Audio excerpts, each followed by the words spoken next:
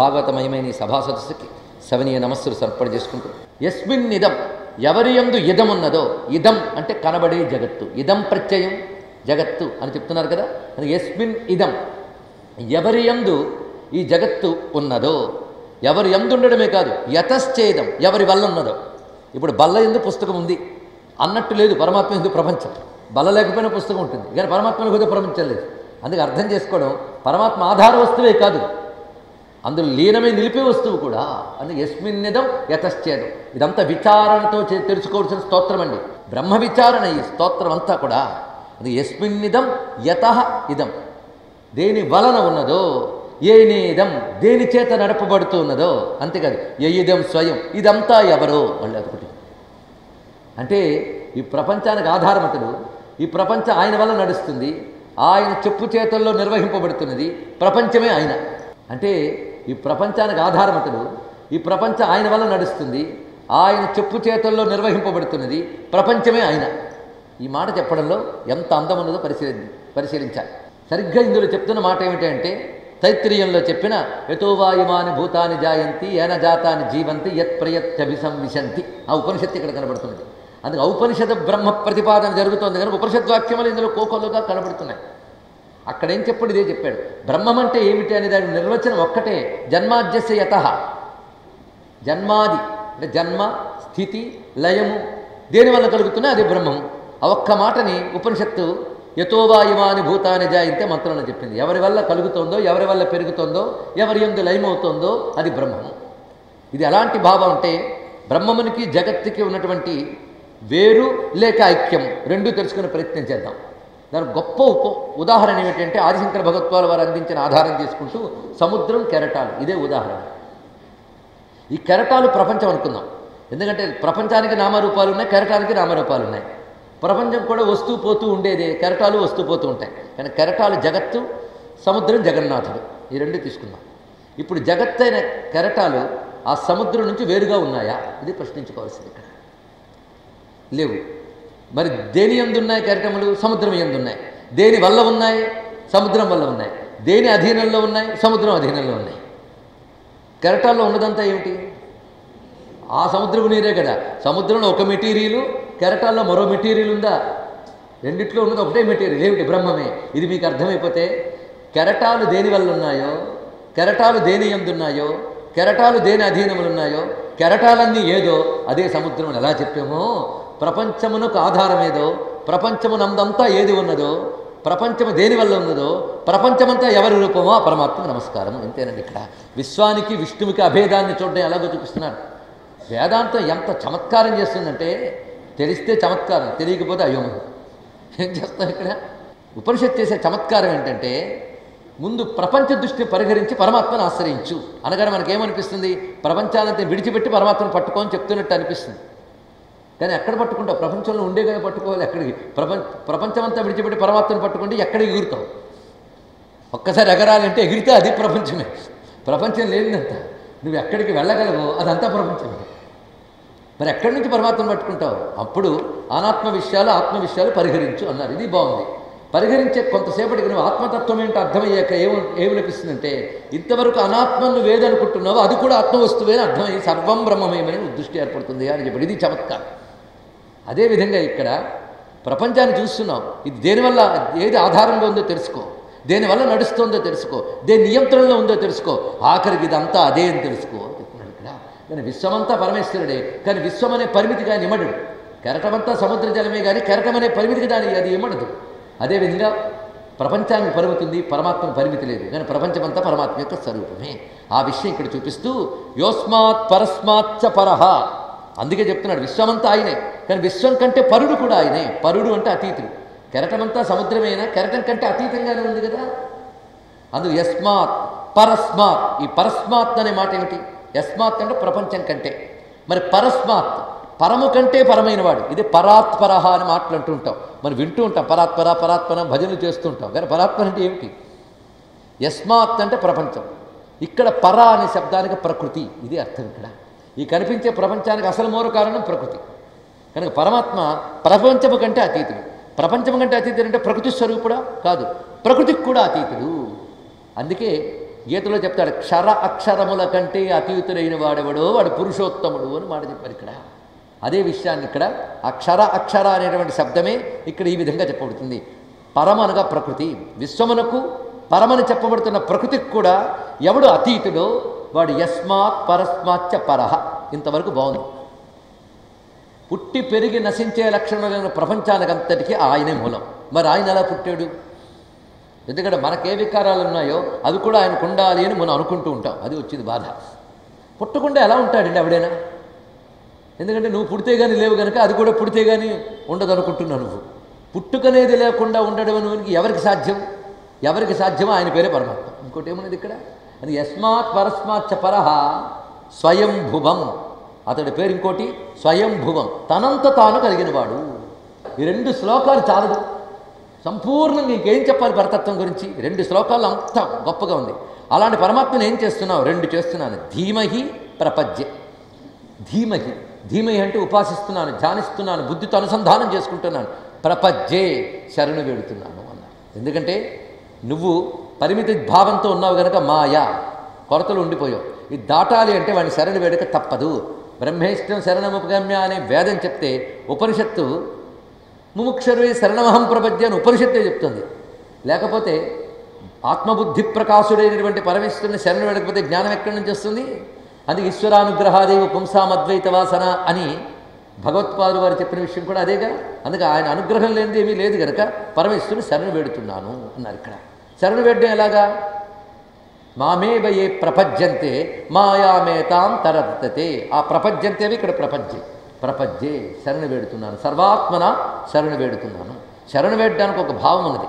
శరణు వేడడం అంటే అది తప్ప అన్యము లేదనే భావంతో పట్టుకొనడమే శరణు వేడడం. ఇది శరణాగతికి ఇది గొప్ప అర్థం. ఒకప్పుడు రమణ మహర్షి దగ్గరకు ఒక ఆవిడ వెళ్ళి మాట్లాడుతూ, ఎంత చెప్పండి మీరు నేను జ్ఞానం అంటారు, నాకు అది కొంచెం అర్థం కాదు, అప్పుడప్పుడు విసుగొస్తుంది. ఏమన్నా ఈ జ్ఞానం కంటే శరణాగతి చాలా గొప్పది కదా. వెంటనే శరణాగతి గొప్పది అని అంటున్నావు, అసలు శరణాగతి అంటే ఏమనుకుంటున్నావు అని అడిగారు. ఎందుకంటే మనం ఒక స్టేట్మెంట్ పాస్ చేసే ముందు మన డెఫినేషన్ ఏంటో మనం చెప్పాలి. ఇక్కడ నువ్వేమనుకుంటున్నావు శరణాగతి అంటే, వెంటనే ఆమె చెప్పింది ఏ కష్టం వచ్చినా భగవంతుని దిక్కు అనుకుంటున్నాను. అది కాదు శరణాగతి అంటే అని చెప్పారు. ఇక్కడ శరణాగతి అంటే ఏదో కష్టం వస్తే భగవంతుని దిక్కు అనడం కాదుట. అసలు కష్టము సుఖము కూడా పట్టకుండా పరమాత్మయే పడితే దానిపై శరణాగతి అని చెప్పాడు. ఇక్కడ ఇంకేం చెప్తాం? ఇక్కడ పరమాత్మ తప్ప అన్యము పట్టిన శరణాగతి. ఇదే శరణాగతికి నిర్వచనమైతే ఆ శరణాగతికి బ్రహ్మజ్ఞానానికి భేదం లేదు పో అని చెప్పాడు మహానుభావుడు. అదే మామేవయే ప్రపద్యంతే అనే మాటలో కానీ మామేకం శరణం వ్రజ అనే మాటకు కానీ అది అర్థం. ఇది తెలుసుకోవాల్సింది ఇక్కడ ప్రధానం. ఏ కష్టం వచ్చినా నన్నే శరణు వేడు అని చెప్పడం కాదు ఇక్కడ అర్థం. అసలు శరణు వేడికి ఏం చేస్తావు? ఆయనే శరణం అని తెలుసుకో. ఎలాగూ ఆయనే దిక్కు, నువ్వు పట్టుకున్నా పట్టుకోపోయినా ఆయనే దిక్కు. ఆయన దిక్కుని తెలుసుకోవడమే శరణాగతి. ఇంకేమున్నది ఇక్కడ? అందుకే ప్రపద్యే. ఈ 2 శ్లోకములు భావస్ఫోరకంగా గ్రహించితే సర్వసృష్టి నియామకుడై సృష్టి స్వరూపుడై ఉన్న ఏ పరమాత్మ ఉన్నాడో అతడే నాకు దిక్కనే భావం కలుగుతుంది.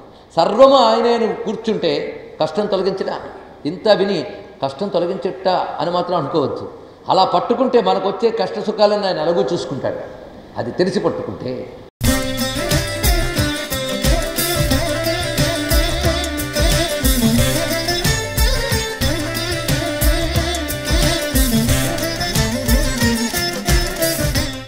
ఎవడైతే భగవానుడో, భగవానుడు అంటే ఏంటో చెప్పి మరి ఇంకేం చెప్తాం? ఎవడు అనిర్వచనీయుడో, ఎవరి వల్ల ఈ జగమంతా కలుగుతూ పెరుగుతూ లయమవుతూ ఉన్నదో, కరిగి పెరిగి లయమయ్యేటటువంటి ఈ జగత్తుకి అతీతుడు ఎవడో ఆ పరమాత్మ శరణు పెడుతున్నాను. ఇందులో ఏమున్నదండి? అందరికీ సరిపోయిందే కదా.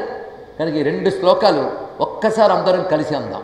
దీని ప్రాధాన్యం తెలియడం కోసం అందరి చేత అనిపిస్తున్నాం. అందరం కలిసి భాగవత పురుషుడు అనుగ్రహం పొందడానికి మన ప్రయత్నం మనం చేద్దాం. ఇది మంత్రగర్భితం, సందేహం లేదు. ఓం నమో భగవతే తస్మై యత ఏతచ్చిదాత్మకం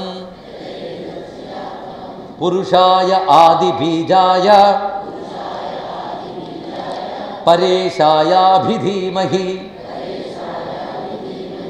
యస్మిన్నిదం యతశ్చేదం యేనేదం య ఇదం స్వయం యోస్మాత్ పరస్మాచ్చ పరః తం ప్రపద్యే స్వయంభువం. ఈ 2 శ్లోకాలు కలిపి ఒక్క ఒక్క చోట తెచ్చుకుంటే ఎంత బాగుంటుంది. ఆ పని చేశారు పోతన గారు.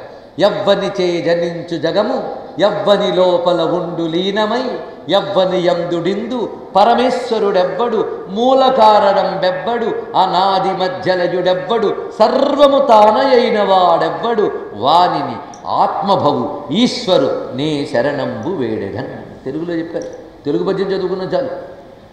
అయితే భావం ఇవ్వడానికి తెలుగు సరిపోతుంది. మంత్రశక్తికి సంస్కృతమే శరణ్యం అని చెప్పుకున్నాం కనుక ఈ శ్లోకాలు రెండూ కూడా చదువుకుని తెలుగు కూడా చదువుకుని ఆనందించుదాం. యస్వాత్మనీదం నిజమాయజార్పితం క్వచిద్ విభాతం క్వచ తత్తిరోహితం అవిద్ధదృక్సాక్షుభయం తదీక్షతే స ఆత్మమూలోవతు మాం పరాత్పరః. ఈ ప్రపంచమంతా ఒకసారి ఆయన నుంచి వెలికి కనబడుతుంది, ఇంకొకసారి ఆయనలో లీనమైపోతుంది. కనుక ఎవరి నుంచి వెలికి వస్తూ తిరిగి ఎవరిలోకి లీనమైపోతుందో అటువంటి ఆత్మమూలుడైన స్వామిని నేను శరణు వేడుతున్నాను. ఇది దీని యొక్క భావం. ఇందులో అద్భుతమైన శబ్దం ఆత్మమూలం. ఆత్మమూలం అంటే ఏమిటి ఇది తెలుసుకోవాల్సింది. కొన్ని మాటలు మనం పర్యాలోచన చేసినప్పటికీ కూడా ఈశ్వరతత్వ వివేచన చేసిన వాళ్ళమవుతాం. ఆత్మమూలం. అసలు ఆత్మ అంటే ఏమిటి? ఆత్మ అంటే ఏమిటో మీరే చెప్పగలరు. మొన్నప్పుడో చెప్పుకున్న ఆతనోతి వ్యాప్నోతి ఆత్మ, వ్యాపించేది ఆత్మ. ఆ అర్థం అటు ఉంచండి. ఇంకొక అర్థం ఆత్మ అంటే ఏమిటి మీరు ఆలోచించడానికి అవసరమైన నిర్వచనం ఒక్కటి చెప్పుకుంటే, నేను అని దేని ఆధారంగా అనుకుంటున్నావో అది ఆత్మ.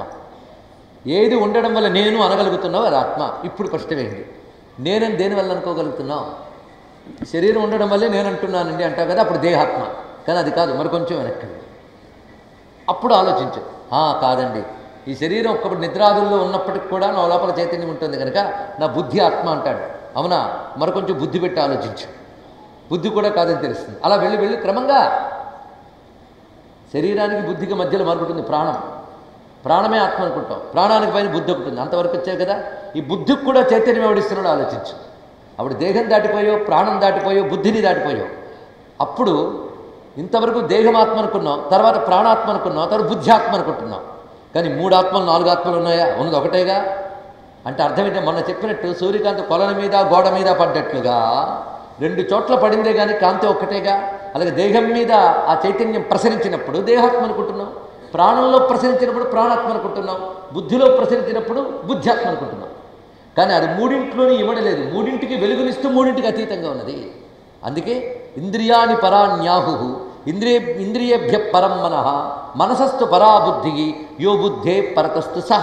భగవద్గీతలో స్వామి మాట చెప్పాడు. అదే కఠోపనిషత్తులో కించిద్భేదంతో మనకు గోచరిస్తుంది అదే మంత్రం. బుద్ధి దాకా వెళ్ళావుగా. బుద్ధికి కూడా ఎవడు చైతన్యం ఇస్తున్నాడో వాడు అసలు చైతన్యం. మిగిలినవన్నీ పరప్రకాశాలు. అదే స్వయం ప్రకాశం. పరప్రకాశం అంటే తెలుసు కదా, అవతల వాళ్ళు లైట్ వేస్తే వెలిగింది. కానీ ఆత్మ యొక్క వెలుగు పడితేనే దేహము, ప్రాణము, బుద్ధి పనిచేస్తున్నాయి.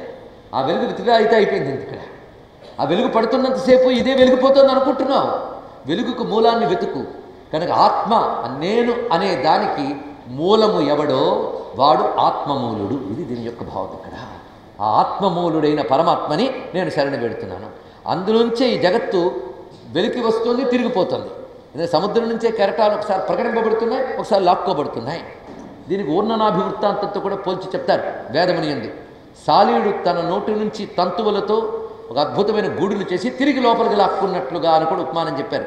ఒక పరి జగములు వెలినిడి నొక పరి లోపలికి గొలుచు ఉభయము తానే అయ్యకలంక సాక్షియగు అని వర్ణిస్తూ ఆత్మమూలు నర్థిదలంతున్నన్నాడే ఆ భావాన్ని ఇక్కడ గ్రహించవచ్చు.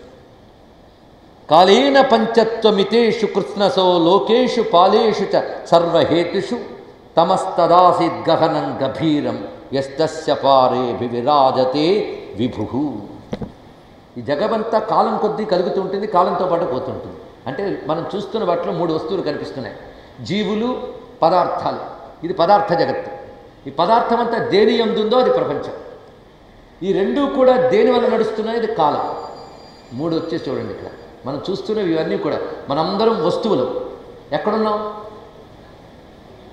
భూమి ఉందో ఆకాశం ఉందో ఒక చోట ఉన్నాం కదా. కనుక ఇవన్నీ వస్తువులైతే రెండవది దేశం. దేశం అంటే ఈ వస్తువులు దేన్ని ఆధారం చేసుకుని అది. కనుక మనం దేన్ని బట్టి నడుస్తున్నాం? కాలం. కనుక దేశ, వస్తు, కాల 3 వచ్చాయి. ఈ 3ఇంటితో ఉన్నదే ప్రపంచం అంతా కూడా. కానీ ఈ 3 ఉన్నప్పుడు, ఈ 3 లేనప్పుడు కూడా ఉన్నది ఒకటి ఉంది. ఈ దేశ వస్తు కాలము. దేశం ఎంత అంటే లెక్క కందనంత స్పేస్ అంటారు దీన్ని. కాలం టైం, అందులో ఉన్న ఆబ్జెక్ట్స్ వస్తు సముదాయం. ఇవన్నీ కూడా పుట్టకముందు ఉన్నవాడు ఇవన్నీ ఉన్నప్పుడు ఉన్నాడు, ఇవి పోయినా ఉంటాడు. ఇది మనం గతంలో చతుశ్లోకి భాగవతంలో చెప్పుకున్న వ్యాఖ్యానం ఇక్కడ పనికొచ్చింది. అందుకే ఒకటి జాగ్రత్తగా వింటే మరొక దాని పనికొస్తూ ఉంటుంది. ఇప్పుడు దానివల్ల ఇది అర్థమై ఉంటుంది, దీనివల్ల అది కూడా అర్థమైపోయి ఉంటుంది. ఏదో ఒకటి జరిగింది. మొత్తాన్ని భాగవతం ఒక చోట తప్పించుకున్నా మరొక చోట దొరకపుచ్చుకుంటుంది. అదే భాగవతం అనుకున్న లక్షణం. మొదటి నుండి చివరి వరకు ఒకే తత్వం ప్రతిపాదింపబడినప్పుడు విచారణకి ఎంతకంటే ఇంకేం కావాలి ఇక్కడ. అందుకే ఈ లోకములు, లోకంలో ఉన్నవాళ్ళు, ఈ లోకాన్ని ఏలేవాళ్ళు, వీళ్ళందరూ లోకం అనే సబ్జెక్ట్ ఉన్నంతవరకు వీళ్ళు చర్చ. ఈ లోకం పోయినప్పుడు లోకంలో ఉన్నవాళ్ళు పోతారు, లోకాన్ని ఏలేవాళ్ళు పోతారు. ఎందరు పోయినా అది పోకుండా ఉంటుంది. ఏ మాయ శక్తి చేత ఈ లోకమంతా నడుస్తుందో ఆ లోకాలకి మాయకు కూడా అతీతుడు ఆయన. ఈ మాయని మనం ఒక చీకటితో పోల్చితే ఆ చీకటి అయిన మాయకు కూడా అతీతుడు. అందుకే లోకంబులు లోకేశులు లోకస్థులు తెగిన తుదిన లోకంబగు పెంచీకటి కవ్వల యవ్వండే కాకృతి వెలుగు అతనినే సేవింతు. ఆ మాట ఈ శ్లోకంలో కనబడుతున్నది. ఇక్కడ పోతన గారు ఎంత అందంగా ఆ శ్లోకాన్ని పద్య రూపాలు ఇస్తున్నారో పరిశీలిస్తూ వెళుతూ ఉంటే దానికి అదే చాలు అనిపించేటట్లుగా పరిపూర్ణం చేశారు. నర్తకుని భంగి పెక్కగు మూర్తులలో ఎవ్వడాడు యథానటస్యాకృతిభిర్విచేష్టతో దురత్యయానుక్రమణ సమావతు. చాలా విశేషమైన మాటలు ఇక్కడ చూపిస్తున్నారు. ఉపనిషత్తు మనకు అర్థం కావడానికి అనేక రకాల ఉపమానాలు వాడింది. కట్టెల్లో అగ్ని అని ఉపమానం వాడింది. మనం కాలువలో నీరు అని ఒక ఉపమానాన్ని చెప్పుకున్న అవతారాల గురించి చెప్పేటప్పుడు కాలువలో నీరు అన్నప్పుడు కాలువ ఏ ఆకారం కనబడుతుందో నీరు ఆకారంలో కనబడుతుంది, కానీ ఆకారం నీటిది కాదు, కాలువది. అలాగే ఉపాధుల బట్టి రకరకాల వ్యక్తులు కనబడుతుంటారు, కానీ చైతన్యం అందులో ప్రసరిస్తూ ఉన్నప్పుడు అది ఆకారం ఉపాధిది, చైతన్యానికి ఆకారం లేదు. ఏ ఉపాధిలో ఉంటే ఆ రకంగా కనబడుతుంది. ఇది ఎలాంటిదంటే ఒక నర్తకుడు ఒక వేషం వేసినప్పుడు ఆ వేషానికి తగ్గట్టుగా ఎలా కనబడతాడో ఆ చైతన్య స్వరూపుడైన పరమాత్మ ఆయా ఉపాధులు ఎందు ఉపాధులు తగ్గట్టే కనబడతాడు. అయితే నర్తకుడు ఆ వేషం వేసినప్పుడు వేషానికి తగ్గట్టు నటిస్తున్నా అది తాను కానని తెలుసుకుని ఎలా ఉంటాడో అదేవిధంగా అందరిలో ఆ చైతన్యం వ్యాపించి ఉన్న ఉపాధి లక్షణాలు ఏవి నావి కావని ఉంటాడు పరమాత్మ. ఇది చూపిస్తున్నాడు ఇక్కడ.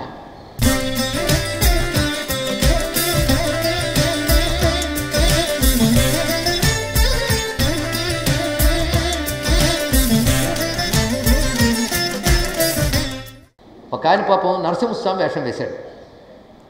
తాను నరసింహస్వామిని అనుకున్నట్టు చెయ్యకపోతే రసం పండించలేదు, కానీ నిజంగా నరసింహస్వామి అనుకుంటే 2 కేసులు బతకడు ఆ వేషం వేసినప్పుడు.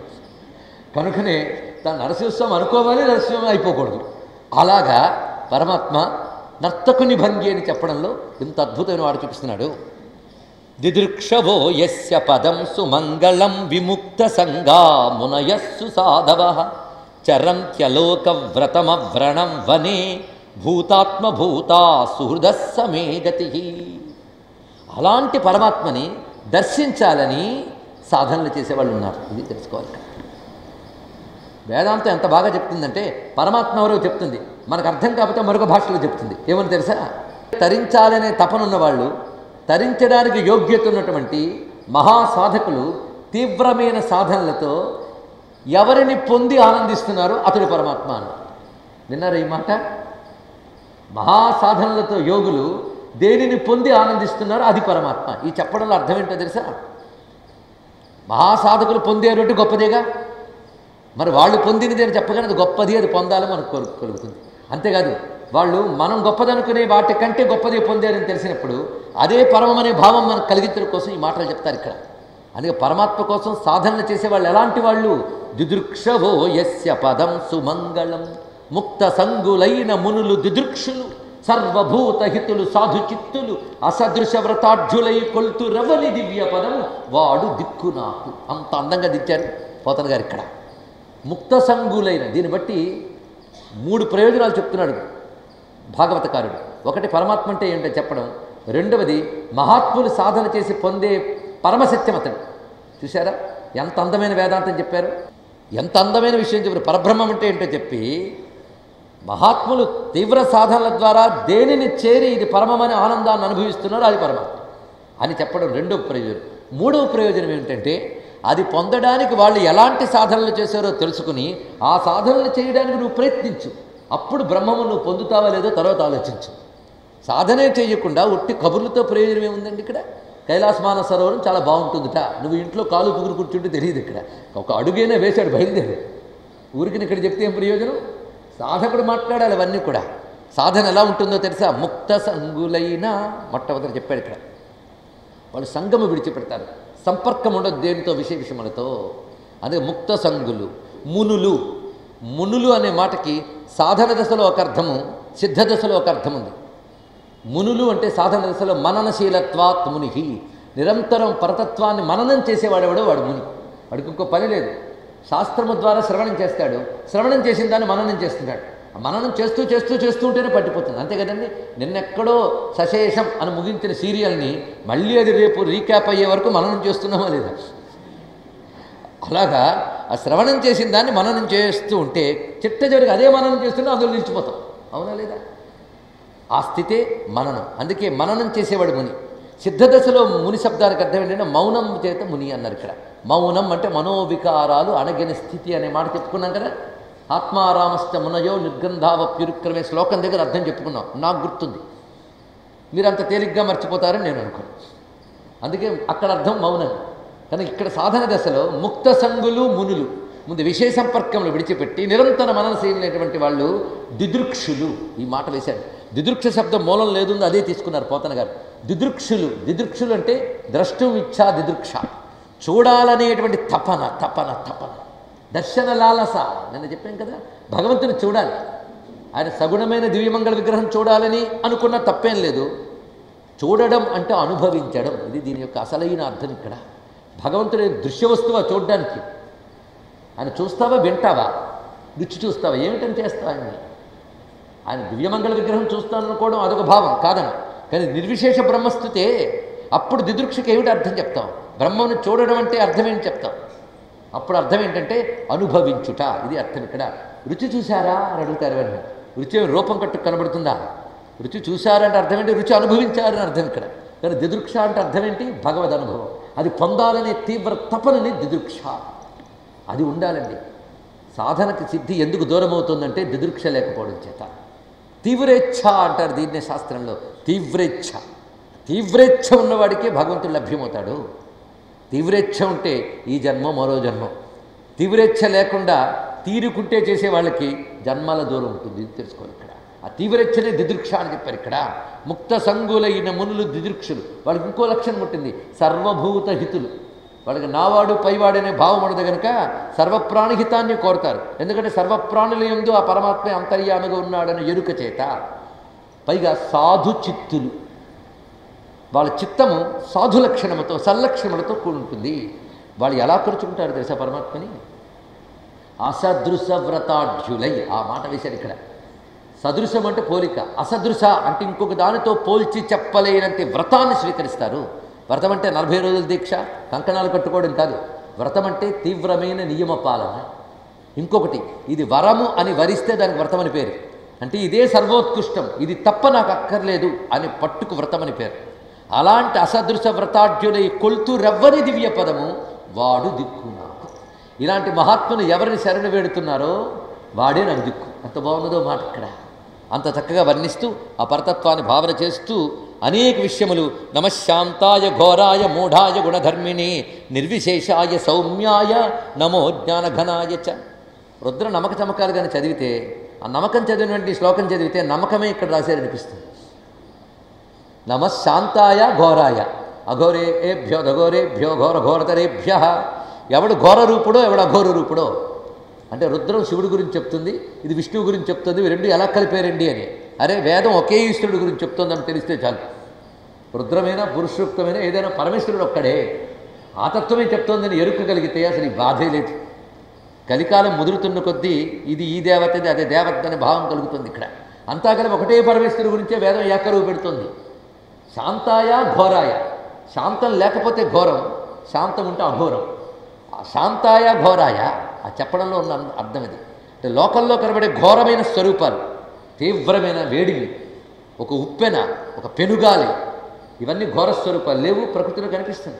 అలాగే ప్రశాంత రూపాలు, ఒక చల్లని గాలి, ఒక వెన్నెల, అదే చలికాలం వచ్చే సూర్యుడు, ఇవన్నీ శాంతమే.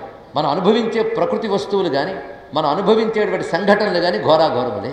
ఈ ఘోరాఘోర రూపములన్నీ పరమేశ్వరుడు ధరించినవే తెలుసుకోవాలి. ఇక్కడ జీవులకు కర్మఫలాలను ఇవ్వడానికై ఘోరమై శాంతమై కనిపిస్తున్నవాడు శివుడే అని తెలుసుకుంటే భేదం లేదు. అదే నమశాంతాయ ఘోరాయ, అంత అద్భుతమైనటువంటి విషయాన్ని చెప్తున్నారు. అతనే మూఢాయ. మూఢ అంటే మూర్ఖుడని కాదు అర్థం, తనని తాను కప్పుకున్నవాడు. ఇది ఇక్కడ మూఢ గూఢ రెండు కూడా ఒకటే అర్థం ఇక్కడ. అంతేగా తమోగుణముచే ఆవరింపబడినటువంటి వాడు, ఇది అర్థం ఇక్కడ. మనం మూఢులం అవుతామంటే మనకు తమోగుణం ఆవరించింది కనుక. ఆయన్ని మూఢుని ఎందుకన్నారంటే తమోగుణముచే ఆయన చూడలేకపోతున్నాం. ఇప్పుడు మబ్బులు ఆవరించే అనే మాట ఉంది. ఎవరిని? మిమ్మల్ని, మనల్ని, సూర్యుడిని. సూర్యుని ఆవరించాయా? ఆయన మబ్బు కప్పగలదా? లేదుగా, ఆవరించలేదు. ఆవరించడం వల్ల మనం చూడలేకపోతున్నాం. అది అలాంటిదో ఈ మూఢాయి కూడా అలాంటిది, అర్థం చేసుకోవాలి ఇక్కడ.